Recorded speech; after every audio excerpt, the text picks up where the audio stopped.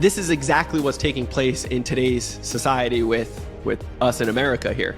We live in a country that gives out so much funding if you know how to talk to the banks properly, if you know the rules to the game. Right now, it wasn't taught in school, so it's only for the wealthy that know how to talk to the banks. Welcome to the Wealth Strategy Secrets of the Ultra Wealthy podcast, where we help entrepreneurs like you exponentially build wealth through passive income to live a life of freedom and prosperity. Are you tired of paying too much in taxes, gambling your future on the stock market, and want to learn about hidden strategies for making your money work for you? And now your host, Dave Wolcott, serial entrepreneur and author of the best-selling book, The Holistic Wealth Strategy. Hey everyone, welcome back to another episode of Wealth Strategy Secrets of the Ultra Wealthy. Today's guest has one of the most remarkable and unconventional journeys to financial freedom that you'll ever hear. Brandon Elliott went from a childhood of scarcity and struggle to some dangerous detours as a young adult, to literally surviving an explosion that became the turning point of his life. From that moment forward, he rebuilt not just his finances, but his entire mindset. Brandon mastered the art of leveraging other banks' money to build a $14 million real estate portfolio and generate over $50,000 a month in income. And he didn't do it the Dave Ramsey way.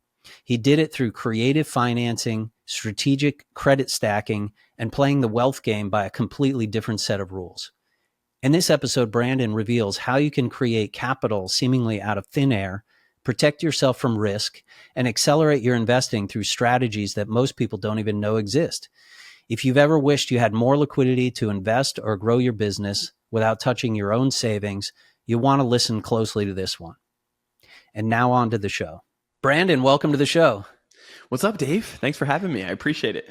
Yeah, you bet. Great to see you, Brandon. And this is going to be a good one for the audience. So for those of you out there, right, this is not your Dave Ramsey approach, right? These are the things that we love about building wealth non-traditionally. Brandon is here to tell you a story about his journey and then how he's helping other investors, real estate investors, entrepreneurs, really think creatively around the whole challenge of creating capital, right? How can we, create capital really? And he's got a cool approach out of really thin air to then try to multiply your wealth and start doing some strategy stacking, which is one of the things that we really love, and using really creative finance, I think, really to propel your investing as well as your investing. So Brandon, welcome to the show. Why don't we begin with, telling the audience a bit about your origin story and how things really got off the ground for you? Yeah, of course. And just to kind of highlight, Dave Ramsey, for anybody that loves him out there, totally cool. Usually a different avatar than what we're talking to normally, because I used to bash on him back in the day. And then I realized, there is an avatar that really needs to hear what he's preaching. For sure. Somebody that spends money that doesn't have it, that's for them. For other business owners that are looking to leverage and build wealth, there's ways that you can do it without actually using your own capital and not, OPM, other people's money, because that all good strategies. But when you can use OBM, other banks' money, that can get really fun. And so there's some cool creative, strategies that I've done over the years. But going back to how I started everything, I grew up in New Jersey. I grew up in I always say American poor, super blessed. But when you get to start traveling the world, you start seeing what real poverty looks like in other countries. And you realize how good we really have it here in America, the greatest country in the world. And we grew up with Section 8, food stamps, Social Security, single parent mom, raised 3 misfits. I was the only son and the only man in the house. And I was told that at a very young age, like, hey, you're the man of the house. You got to get your stuff together. You got to do this. But that was at like 8 and 9 years old, And so I met my father when I was 18 years old in court so he could stop paying child support. And you just don't know what you don't have or, need. You don't know what you don't know. And so I realize now, the older I get and the more male figures and role models and, friends that pour into me, I'm like, man, having some male guidance at a younger age probably could have helped a lot of or just corrected some of the things that I started doing. And so long story short, I was searching for my first job at 9 years old. I got my first job at 12 years old, and in a restaurant, by the grace of God, of this amazing woman at church. She owned this restaurant. I was supposed to be 18 years old to actually work there, but she got me in under the table, and that was really cool. But yeah, I ended up quickly after that, I think it was 7th grade, ended up getting introduced to marijuana for the first time. And drugs were already in my house, but growing up young, you're like, drugs are bad and all these things, and they still are. I do encourage those, but I got into it by a good friend at the time and some pretty older girls. And the peer pressure from that, I was like, okay, let's do this. And I found out that I liked marijuana at a young age, and I just used it for kind of just laughed and took the tension off my back and the pressure of, hey, is rent going to be paid this month? Or like, are we getting evicted? Are we going to have the lights on? Things like that. That pressure at a very young age that I probably shouldn't have carried, but it was just naturally some of the fears and frustrations that I heard my mom saying. And because she was bipolar, she was diagnosed of manic depressive bipolar at a young age, there was a lot of issues just in the house, I would say. And so, grace of God, amazing woman, by the way. I'm not bashing on my mom. She is an incredible woman. Totally, we put her through the ringer with a bunch of things. But I got addicted to marijuana. I used it for the good, the bad, the ugly, everything in between. And I quickly realized if I was going to smoke weed, I had to be the person in my circle of friends that supplied it to them so that I could smoke for free. Not good stuff, but it was just one of those like entrepreneur spirit in me right away. And because I wasn't used to spending money, I also just took whatever I got money wise, and I went back to the person I was buying from and just picked up more and more and more. And it turned into walking away with duffel bags of this stuff, and turned into just goals at the time of getting as much as money as I could, taking care of my family. And it wasn't a good path. It wasn't a good path at all. I had guns to my head, knives to my throat. I've had best friends that hung out with me every single day for 2 years, robbed me a couple days before Christmas.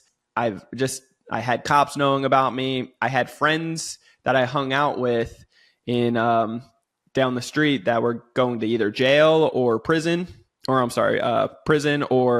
they were getting murdered. There was a few people. So it was just one of those circumstances like something's got to give. And luckily I had a friend over in California. So I went over to California and started basically growing marijuana. I had my license. I was growing, buying, and then mailing things to the East Coast, and cutting out a lot of the chaos, but still not changing my habits.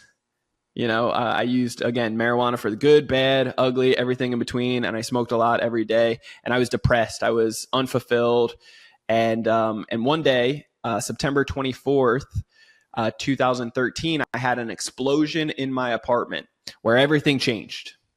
Everything changed at this moment. This is where I was literally on fire, and from making hash oil, complete moron. I always knew God had favor in my life, so I always pushed it to the edge, because there were so many other times that I shouldn't be here, or I should have been in jail in other circumstances. And I'm like, man, so much favor.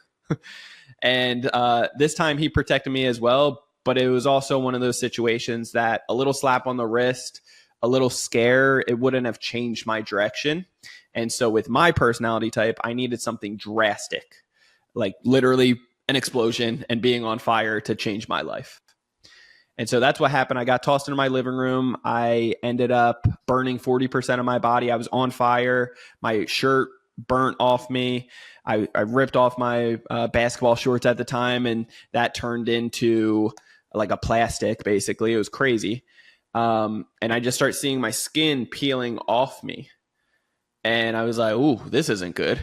We made the news for the first time, not the news that you want to make. Had helicopters, ambulance, long story short, went to the hospital and they induced me into a coma for a week. And I went through 3 surgeries. I had to learn how to walk again. It was just a crazy circumstance that I personally needed. I don't wish that on anybody, but it was just one of those young, dumb, misguided, and needed a strong correction to get off of that path. And I know that's a lot right there, but that's what happened. And it was kind of a crazy situation. Yeah. So how did this kind of evolve you right into your current business practice? Well, so in that moment, I was, number one, I was embarrassed. I was just humilified. I was like, man, I started thinking in the hospital, well, if I could be, and I don't want to say successful, but if I could be making a couple $100,000 a year with 1 foot in, 1 foot out, because I was working in restaurants the whole time, but I just didn't have any goals.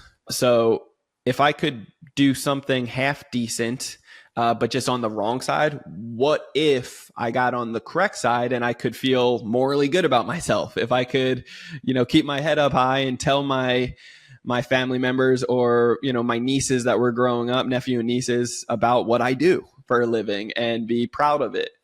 And so I ended up having a bunch of court charges coming over me.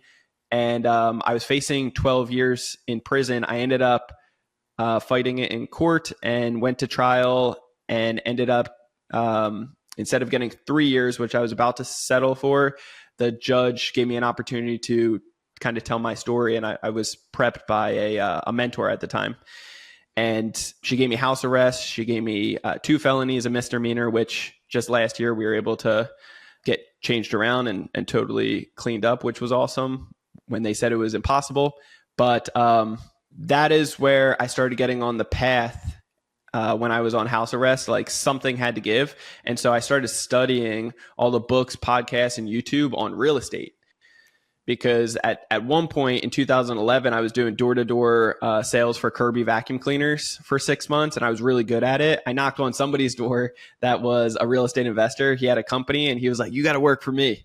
And there was a lot of pre-foreclosures, notice of defaults back then. That's where he brought me into the company, and I got so much motivation.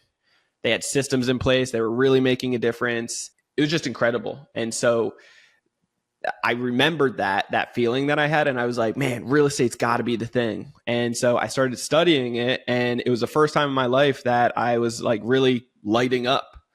I only read a couple books in my life at that point.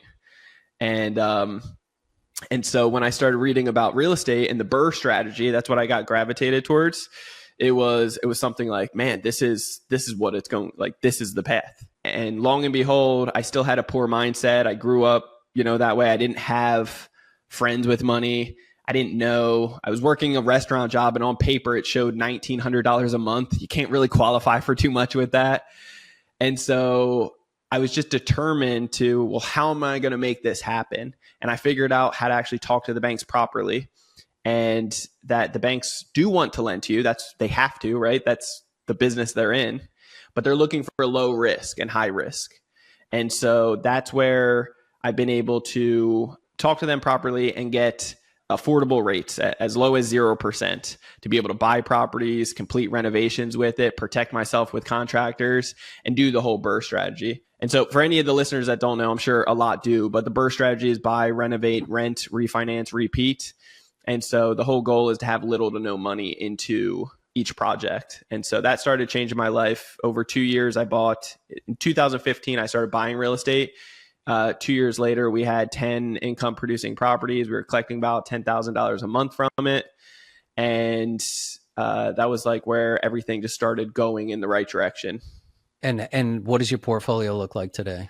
Today, we have 14 million in real estate assets. We collect about $50,000 a month off of that. I say like passive, but there's definitely things that need to get done to make it. So, but it's as hands off as possible, and super blessed from it.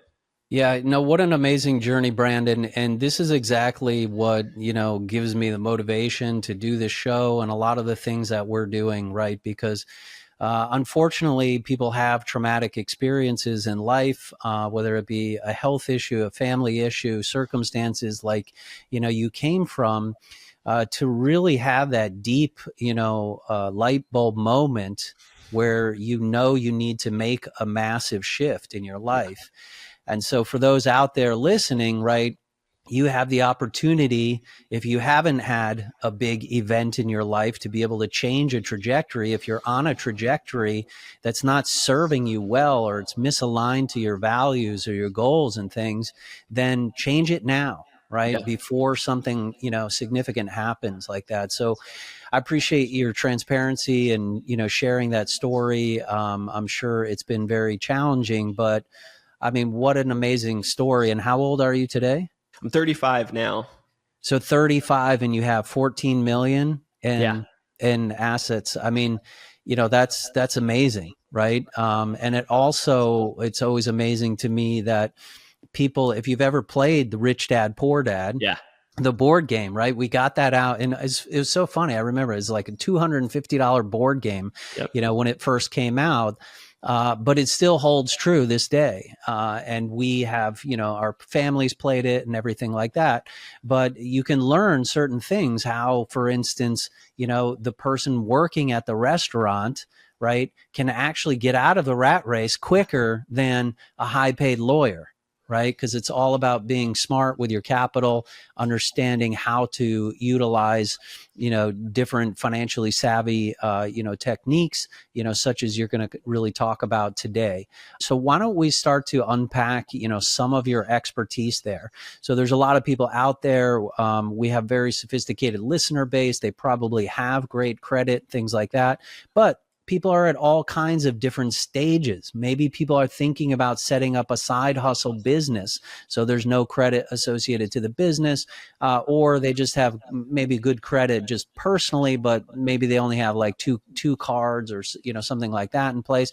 Or you're trying to help teach others, right? If you're younger in your journey, right, you're trying to build things out of nothing from there. Yeah. So number one, there's just misinformation out there. There's a lot of myths, and that all just comes from the lack of it being taught in school. And most likely a lot of, when we grew up, it wasn't taught around the kitchen table. So it's hard to wrap your head around some of the what's true, what's not, with a lot of the myths that we hear, because a lot of us grew up believing that, hey, you only can have a few credit cards, 1, 2 credit cards, maybe a third one just in case for emergencies, when in fact they want to see that you can manage your finances, and they want to see that you have 21 plus total accounts. Of course, not all just credit cards, but a mixture, a mixed use of personal loans, auto loans, mortgages, student loans, retail credit cards, regular credit cards, right? So if you have a mixture of some of these things, it all helps. For me personally, I had that poor mindset. I was very cheap, if you will, and frugal. And I was looking for, I knew the BRRRR strategy was the play that I wanted to do for real estate. And I didn't want to have any money into the deal. I knew it was going to take about 6 to 12 months to be able to stabilize and so forth. So I was just thinking, like, if I borrow this money, however, I didn't think a person would lend it to me. I knew it would have to be from the bank. That was my way of thinking. But I didn't want to pay much interest. And I knew that I had certain credit cards at the time that were $60,000 and $80,000 limits, because I just did all the right things every 6 months by asking for credit limit increases. I was always utilizing the cards and then paying it off at the end of the day, so I wasn't in debt. And so those strategies helped me get high limits over time. And I was getting these offers in the mail for like balance transfers or cash advance, but at 0%. And I was like, I want that, because they're offering it anywhere from 6 months to 24 months, on average 18 months.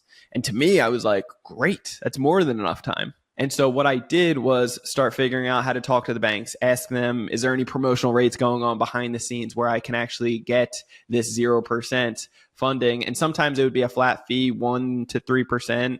Nowadays, they go up to 5%. But there's many different ways to liquidate cards like cards like this into actually cash. And so when you do that, then it gives you the opportunity that you can literally buy real estate because it's cash. Or there's mistakes that I've made in the past where I thought I was paying with credit cards to a contractor, but I was really liquidating cards into cash and then paying them. And then they ran off with the money. And it was very eye-opening of like, oh, well, I shouldn't do that. I should just make sure that they can take and receive credit cards. This will give me protection. If they don't do the work, if there's some kind of issue, they'll make it right. Or I can call up my credit card company. It's like a mini court case, you know? And they give what do you mean by liquidate a card into cash? Yeah. So what I mean by that is if there is a credit limit, let's just say one of these cards has a $100,000 limit on it, just one. I could actually, there's services online that you could utilize like Plastic, Milo, Bill.com. There's several of them, Zill Money. Or what I did initially was just call the back of the number on the credit card and asking them for, hey, I see that you have a promotional rate of 0% for 18 months for a balance transfer. Or maybe it was a cash advance, 0%. But there may be a flat fee to be able to get that. Hey, it's Dave Wolcott here. Let me ask you something. Are you tired of the same old financial advice that leaves you spinning your wheels? If you're ready to discover the real secrets the ultra wealthy use to build unstoppable wealth, then I've got something just for you. My new book, The Holistic Wealth Strategy, is your ticket to learning the proven strategies that the top 1% don't want you to know. This book isn't just about money. It's about building a life of purpose, freedom, and lasting impact. And I want to give you a free copy. Visit holisticwealthstrategy.com and get yours today. It's time to level up your financial game and create the future you deserve. But if I have a relationship with them, meaning a bank account with the same credit card company, say it was Bank of America credit card with that high limit, 100K, and then I have a checking account with them, I'll just ask them, hey, can you actually, I don't have a credit card to pay off, but could you just put it into my checking account? And they'll liquidate that whole thing except the fee that, you know, the flat fee to do it. Got it. So for 18 months, it's 0% now.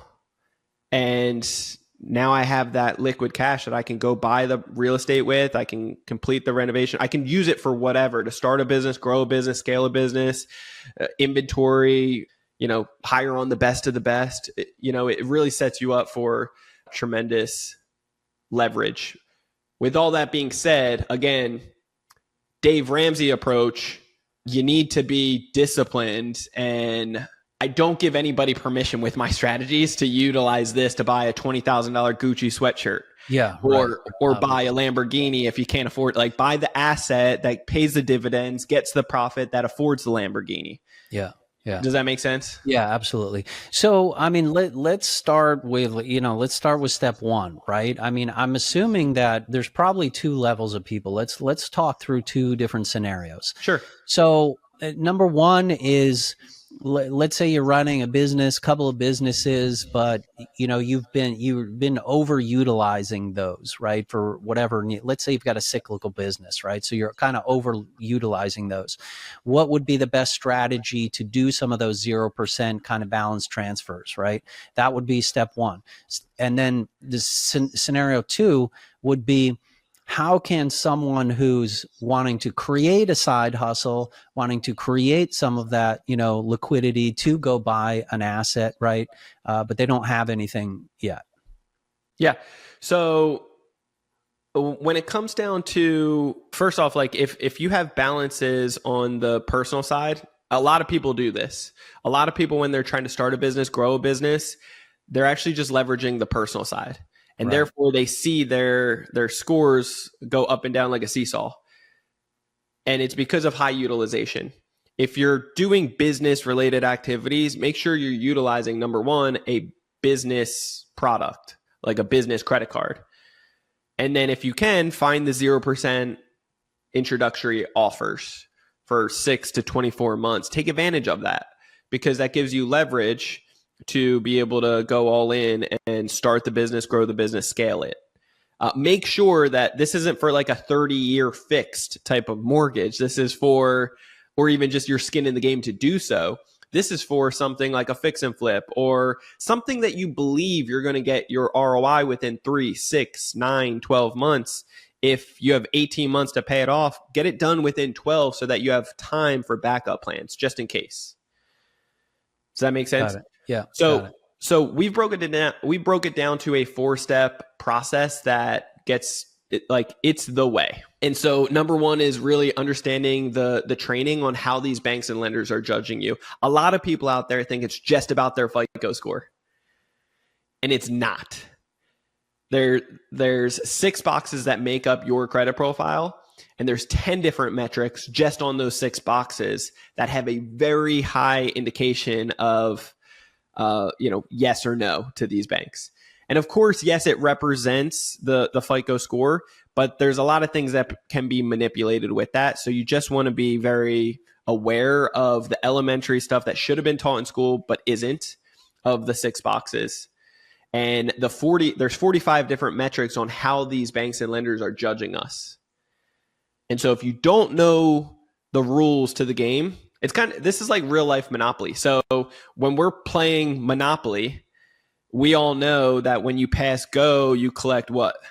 $200. We all know this. It's like, it's embedded into us, right? Unless you're playing with my family and you forget the rules, like they might not be bumping your elbow to tell you. But this is exactly what's taking place in today's society with us in America here. We live in a country that gives out so much funding if you know how to talk to the banks properly, if you know the rules to the game. Right now, it wasn't taught in school, so it's only for the wealthy that know how to talk to the banks, the business bank relationship managers, and so forth. And so it's important to realize there's rules to the game. Right now, we don't know them, so we're flying blind, and therefore nobody's bumping our elbow saying, hey, don't forget this. So I'm that uncle that's trying to help you win right here, and like saying like, hey, don't forget there's rules to how these banks are judging us, and they need to lend to us. They're just not looking for high risk. And right now what you're saying or how you're positioning yourself is coming off high risk. Okay, they want to lend to us, trust me. And so when you understand that it's not just about your FICO score, it's also about the 45 metrics. It's about your 6 boxes. Next, it's also about the banking relationship. Do you even have a bank account with them? A lot of people are applying to banks, but they don't have a bank account with this bank. And there's a know, like, and trust factor that comes into play.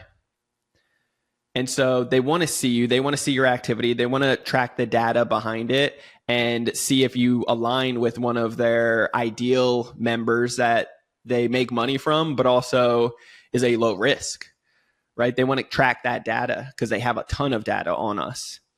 And so when you know how to position yourself, do you have a bank account with them? What's the internal rating? How many products and services are you taking advantage of from them? Is it just one checking account, or do you have multiple checking and savings accounts, a CD, for God's sakes, anything, right?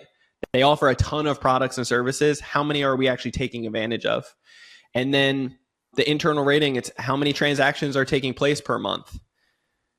Are you just using it as a side account, or are you actually moving some money through there? You know, what is the average balance? How much money is going in versus going out over the last 30, 60, 90 days, or even 6 months? All of this stuff is super imperative to somebody's success and whether or not the bank is going to consider them a low risk or high risk. And then what you're saying on these applications. You know, I love teachers. They are one of the most amazing human beings on this earth because they have a heart to serve. But let's face it, in our society, they're not really taking care of the teachers. And so financially wise, you could be making $40,000, $50,000, $60,000 a year as a teacher. And then if you say, well, I'm making $50,000 a year as a teacher, and then I'm also, I live in New York and my rent is about that much, then how can a bank label you as a low risk to actually give you funding?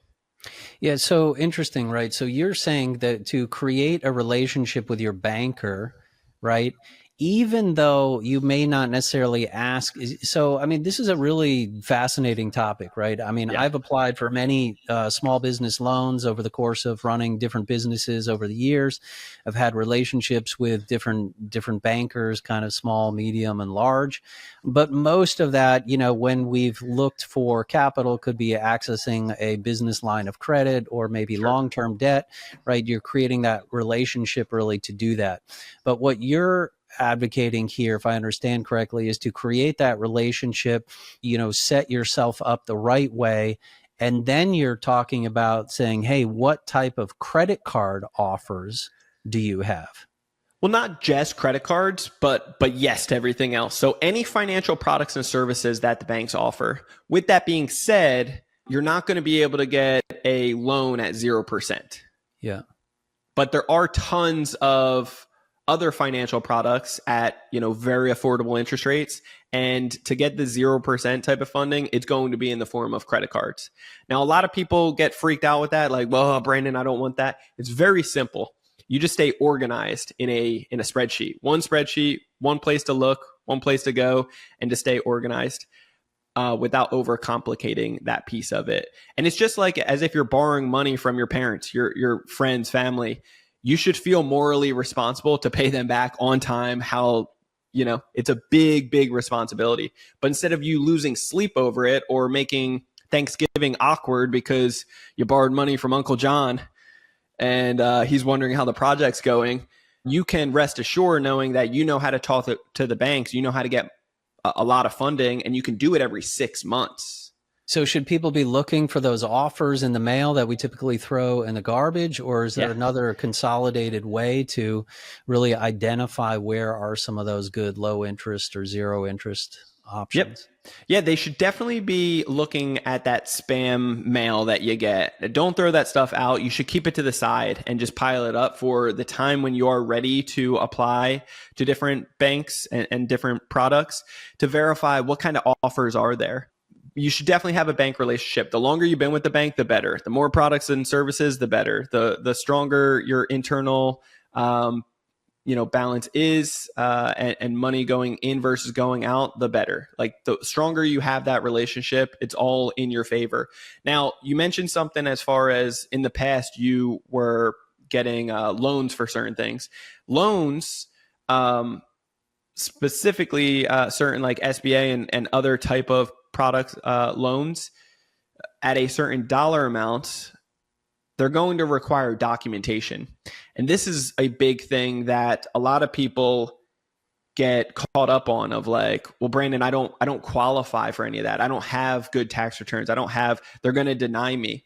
Well, what I'm talking about is when I was broke, when I had no money, if you looked on paper, like I was a felon, I had not a good rap sheet. It didn't look good. I was working at a restaurant, so understanding that I'm talking about to get the most favorable terms and conditions, the highest approval odds and the best, highest limits to go for no or low doc type of funding where they're just basing it off of what you're saying on the application and what your FICO score looks like, right? Like your 6 boxes, and then also the bank relationship as a whole. And there's going to be certain limits. Like Chase, for example, they have a limit of up to $150,000. You can get up to $150,000 in new funding from them, and they're not going to ask you for documentation unless it's a loan. Is that business or personal? It's either or. It's both. Yeah, as a combination. And so, of course, you want to lean more on the business side if you plan on leveraging.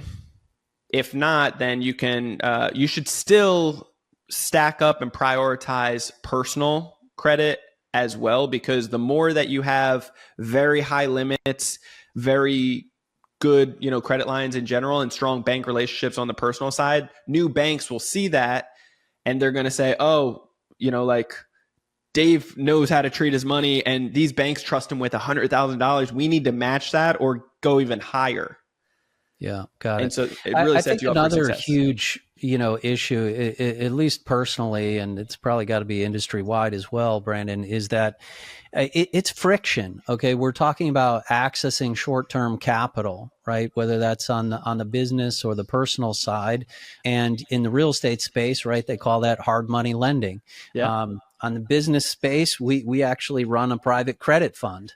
Right, where people are going to pay premiums for getting access to short-term capital. Yes. But what you're talking about, right, really sounds like, getting your cake and eating it too, right? If we can get really low interest rates, we would be considered potentially high risk, right? If it's no documentation, but getting that low interest rate and just removing that friction of, no documentation by getting something in place. Because, every time, trying to get lending from any type of institution is it's like having an IRS audit. So it's easier to figure out other ways. Like I'll use my infinite banking policy, frankly, to come up with my own capital on the short-term side. But this is still, I think, a really good option, right, for creating that source of capital that we could do a lot of things, right, to accelerate that with. Yeah, I totally agree. And you're not the only one that feels like, you're going through surgery to try to just get a little bit of money here from some of these banks.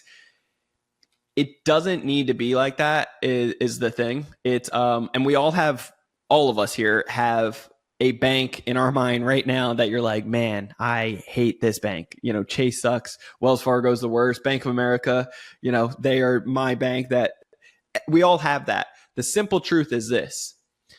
It comes down to just us simply not knowing the rules to the game. So we said the wrong thing. We positioned ourselves incorrectly. They're not telling us the rules. So then it feels just like bad service. And while it definitely could be, they still are going off of algorithms. And they're going off of 45 different metrics on how they're judging us. And if we don't know the rules, if we don't know how to position it properly, as we are playing it, then we are shooting ourselves in the foot and making huge mistakes. And therefore, there's frustration and there's denials. And it feels very intensive when it doesn't need to be.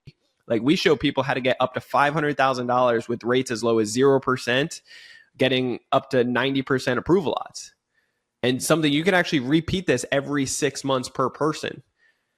Cool. So how does your program work? Is it the training class that you guys do, or how does that work? It's more coaching. We have it in a course set up as well, but a majority of it is, I wouldn't say reprogramming the brain, but there's a lot of kind of talking about the same product so many times and exactly how these banks and lenders are judging you, so you know how to play. And it takes a while to really soak it up. It's not easy, truthfully. Yeah. Because there's so many moving pieces. But once you start getting it, the freedom that comes with it is amazing. So we do a weekly free training. It's an hour long. It's very simple. It's always live. And we explain the truth behind it. We expose the 45 different metrics. We teach you how to go about it. And then every, once a month, we even do a 3-day virtual event that has been it's been a huge blessing because we do it in a big group scene, and iron sharpens iron. There's great questions that come in that I can speak to, and other people, it will be like a huge aha moment. So I love that piece of it.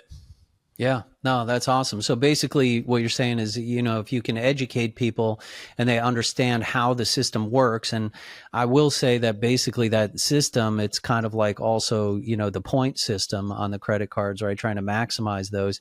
If you understand how to leverage it, it can be really beneficial. And I think that's the lure for most people, right? Sure, I'll get that credit card because I'm going to get miles or whatever. But then you go to try to use them and you're like, this is way too frustrating. I'm just going to bag out of this whole thing, right? Here's a website to make it very simple for anybody that's trying to travel hack. Okay. Points.me.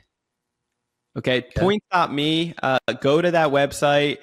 You can type in the different credit cards that you have. There's really 4 banks out there for travel hacking that will get you the most points. It's going to be Citi, Capital One, American Express, and Chase. Those are the 4 best banks. There's a couple other smaller ones, but those are the 4 best banks that you can get the most points and will convert with their travel portal to others. But you said it perfect. At the end of the day, you can literally get, instead of 1-for-1 ratio on cash back, you can, if you travel at all, which a lot of us do as business owners, or you want to take the family and friends and you want to do it first class with just an amazing experience, you can have all of that and get 7 to 22x your return on those points instead of 1-for-1.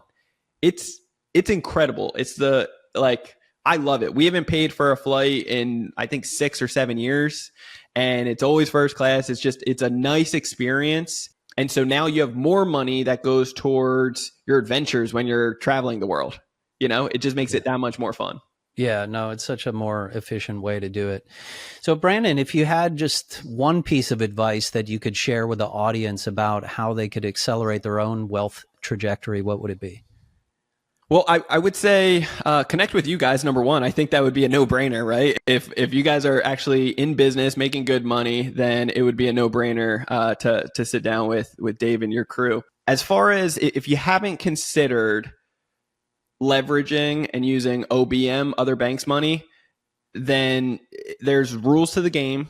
We all have to acknowledge that first. There's people doing it on a very high level. When you understand that this should have been taught in school, and it's a foundational piece, that when you set up this foundation properly, the sky's the limit. Like, it feels very good. You can sleep like a baby, knowing that you're not borrowing from Uncle John or whoever, and you're not messing up their retirement. You can be able to grow and scale, and you can get funding more acceptable at the best terms and conditions very frequently, every 6 months. So understanding that foundational piece with credit it's changed my life. And I've seen it. We've helped out over 3,700 members within Credit Counsel Elite, our company.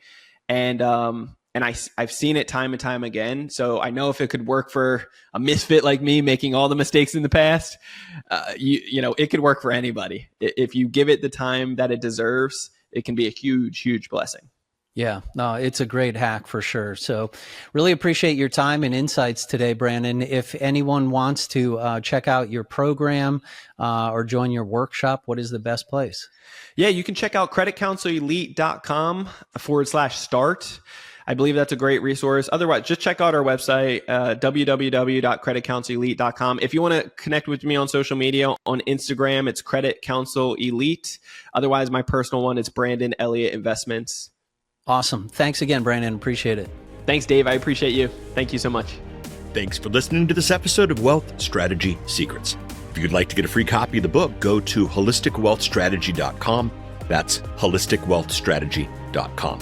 If you'd like to learn more about upcoming opportunities at Pantheon, please visit pantheoninvest.com. That's pantheoninvest.com.